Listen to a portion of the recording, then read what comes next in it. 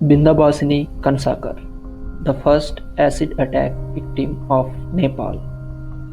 The incident took place on 22nd April 2013 by an Indian citizen, Dilip Raj Keshari, when Bindabasini studying 12th standard. When the police arrested convict in 2019 after 6.5 years of chasing, this is what happened between Bindabasini and the convict.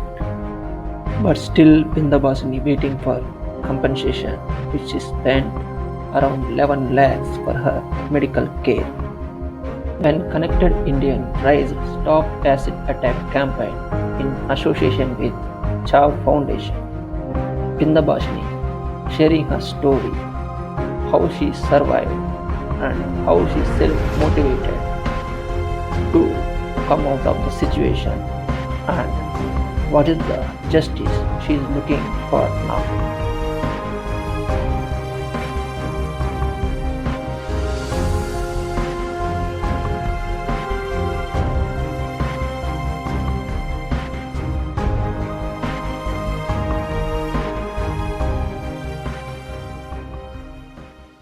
मैं पहली बार ऐसे मतलब zoom से India की survivor से बात कर रही हूँ। So I am very very happy and कुछ दिनों में मैं अभी नेपाल के पीएम से भी मिलने जा रही हूँ, क्योंकि यहाँ के लॉ एसिड अटैक के लिए बहुत ही कम है।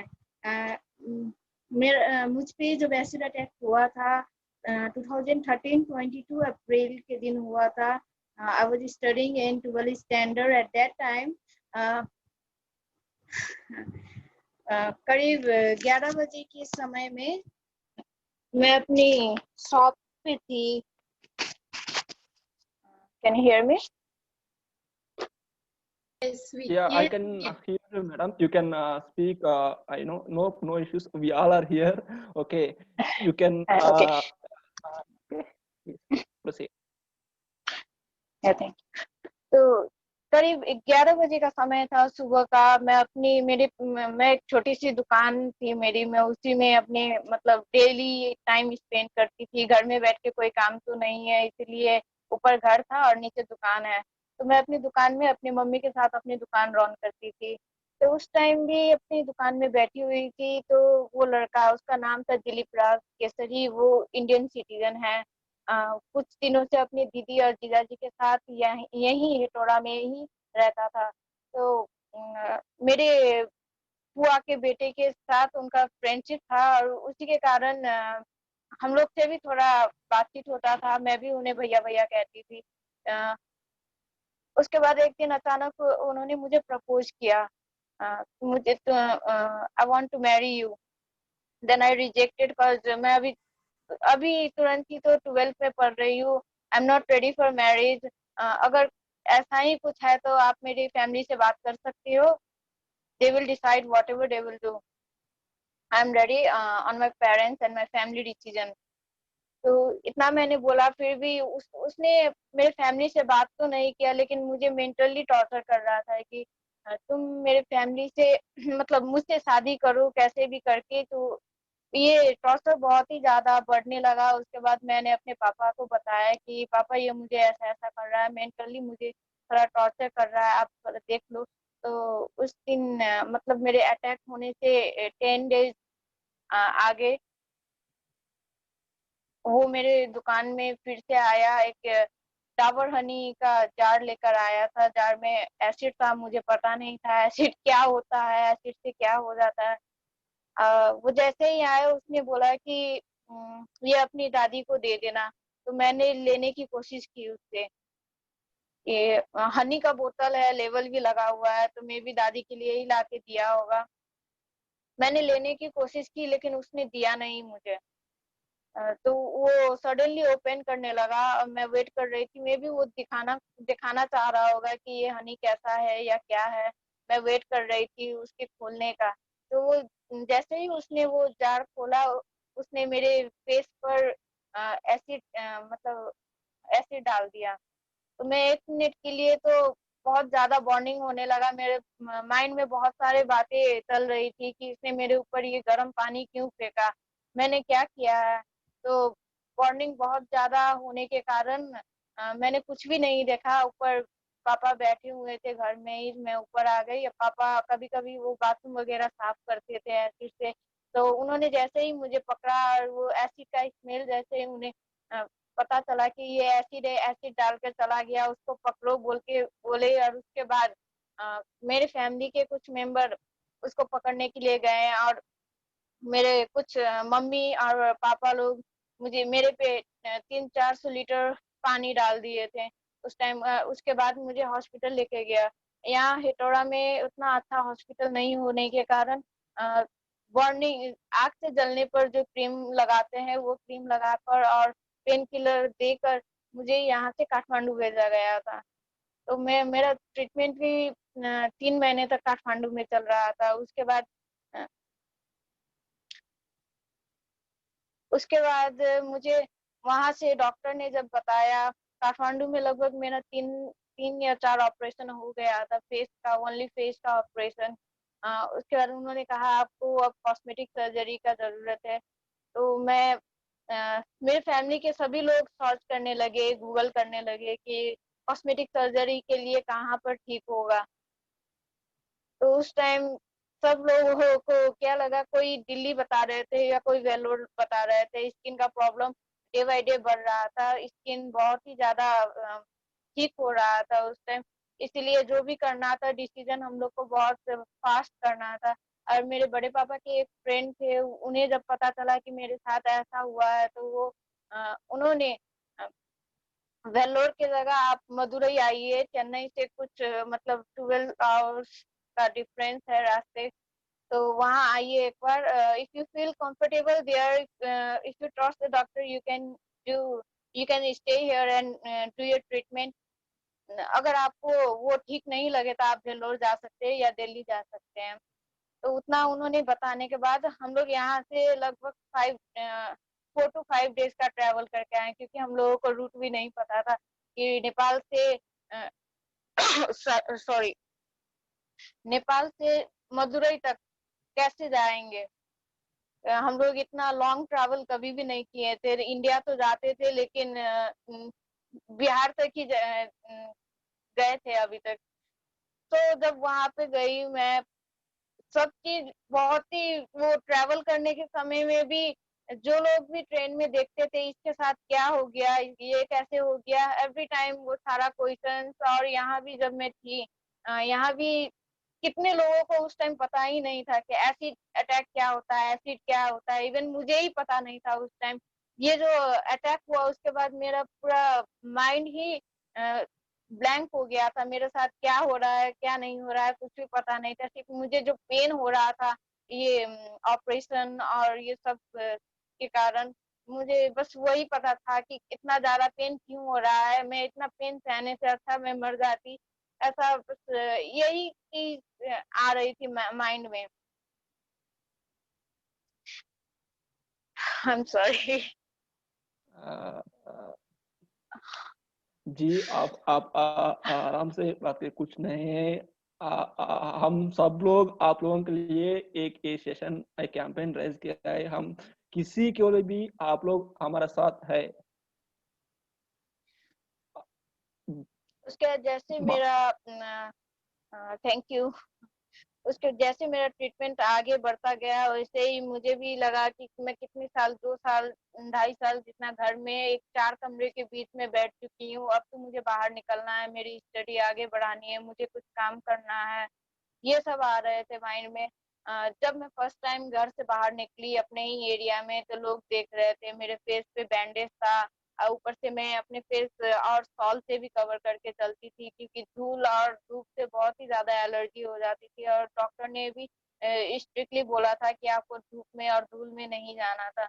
तो जब भी मैं घर से बाहर निकलती थी तब लोगों एकदम देखते थे, इतने आश्चर्य होके देखते थे कि इसके साथ क्या हो गया, ऐसे क्यों चल रही है। और जिसे पता था वो लोग कमेंट भी करते करते थे कि बेचारे ये ऐसे मतलब कितनी अच्छी थी पहले, अभी ऐसे हो गई। इससे इसके साथ शादी कौन करेगा, ये कैसे अपनी लाइफ मतलब लाइफ चलाएगी, अपनी लाइफ में स्टेबल करेगी। तो ये सब चीज लेकर भी बहुत दिन तक मैं डिप्रेशन में भी थी। और उस टाइम इतना कुछ भी नहीं था कि कोई मुझे मोटिवेट करे या कुछ बोले। और इसके कारण डिप्रेशन में जाने के बाद मैंने एक दिन लक्ष्मी दीदी का वीडियो देखा फेसबुक पर। उनका वीडियो और फोटोज देखकर मुझे थोड़ा सा हिम्मत मिला अपने आप को, कि जब वो कर रही है इतने अच्छे तो मैं भी कर सकती हूँ। ज्यादा कुछ नहीं तो एक ट्राई कर सकती हूँ बाहर निकलने का, कुछ अपने आप को प्रेजेंट कर सकती हूँ कि मैंने तो इतना कुछ सह लिया, आप लोग अब क्यों करेंगे। नेपाल में अभी तक इसके खिलाफ कोई भी लॉ नहीं है, किसी को पता भी नहीं है एसिड अटैक क्या होता है। तो इसके लिए मैं आगे बढ़ना चाहती हूँ। तो मैंने धीरे धीरे, ज्यादा तो कुछ नहीं कर पाई अकेले होने के कारण, धीरे धीरे अपना ट्रीटमेंट को भी आगे करके और अपना पढ़ाई को भी आगे लेकर जाके धीरे धीरे अपने वॉइस राइज कर रही थी। तो आज मैं यहाँ तक पहुंची हूँ कि गवर्नमेंट गवर्नमेंट के सामने भी मैं रखने जा रही हूँ, नेपाल के पीएम के सामने भी अपने बात। और ये हर चीज जो लॉ है नेपाल की, अ, वो सब लॉ के बारे में भी।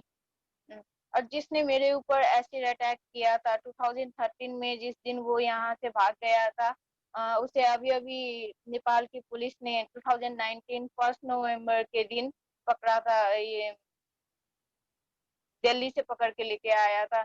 मैंने ये 6 ईयर के डिफरेंस में भी इतना कुछ ट्राई किया उसको नेपाल तक लेकर आने के लिए, उसको पकड़ने के लिए। बट नेपाल की पुलिस क्या बोलते थे, वो इंडियन सिटीजन है, हम लोग कुछ भी नहीं कर सकते हैं। तो मैंने जो कोशिश, मैंने मुझसे जो हो पाया मैंने सब किया था उसके लिए भी। लेकिन फाइनली नेपाल पुलिस ने अपना काम करके दिखाया। मुझे बहुत खुशी हो रही है।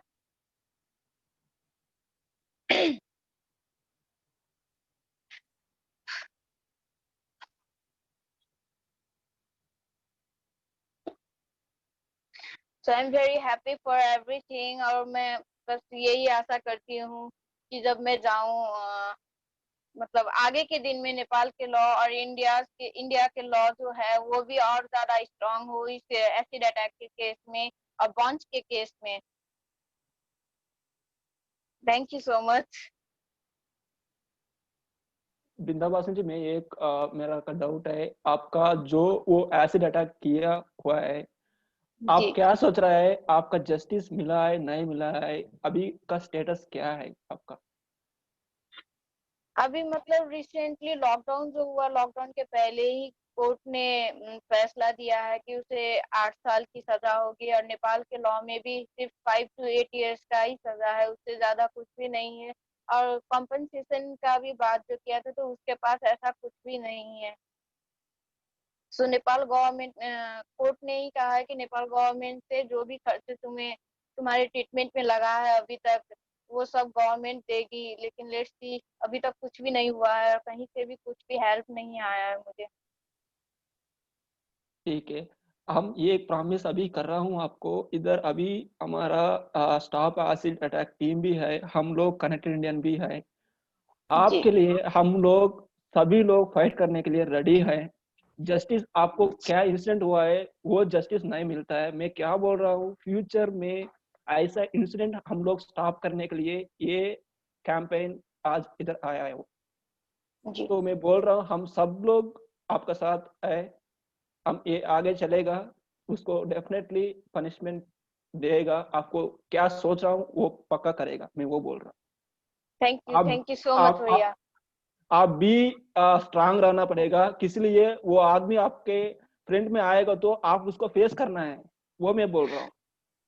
वो मैं बोल रहा नहीं, हूँ। आप जिस दिन बहुत उसे जिस बोलिए। दिन उसे पकड़ा गया था वो मेरे सामने ही था। मतलब जैसे पुलिस ने उसे आगे रखा था, तो प्रेस मीट के समय में उसे आगे रखा था, तो वो मेरा फेस देख रहा था, मतलब तिरछी नजर से देख रहा था मुझे। तो मुझे उस टाइम इतना ज्यादा गुस्सा आया, मैं बता नहीं सकती कि वो इतना मेरे पे एसिड डालकर 8 7 सालों तक नेपाल से बाहर भागकर भी वो अभी मुझे ऐसे देख रहा है। तो इतना ज्यादा मुझे गुस्सा आया था कि मैं उसे मारने के लिए उसका बाल भी पकड़ी थी, लेकिन वहां पे पुलिस सबने रोक दिया था। You also be strong. You join with them Shiro's team. Definitely, I hope your career and you will be very strong. That's what I can say. Thank you so much, Vaya. I will join the heroes. And I was deciding to come to Delhi and meet every survivor of the India soon, but this lockdown has stop everything, क्योंकि मेरा अभी treatment का time भी हो गया था। 6 महीने पर मुझे डॉक्टर ने भी बुलाया था कि आफ्टर 6 मंथ आप फिर लेजर सर्जरी के लिए आना है आपको। एंड इन दिस सिचुएशन मेरी सब मेडिसिन भी खत्म हो गई है, अभी मेरे पास कुछ भी नहीं है और नेपाल में कोई भी ऐसी मेडिसिन नहीं मिलती है। तो आई नीड टू, अब मुझे कांटेक्ट करना पड़ेगा डॉक्टर को अगेन कि ये लॉकडाउन में भी 1 ईयर तक और चलेगा या क्या, कुछ भी पता नहीं है।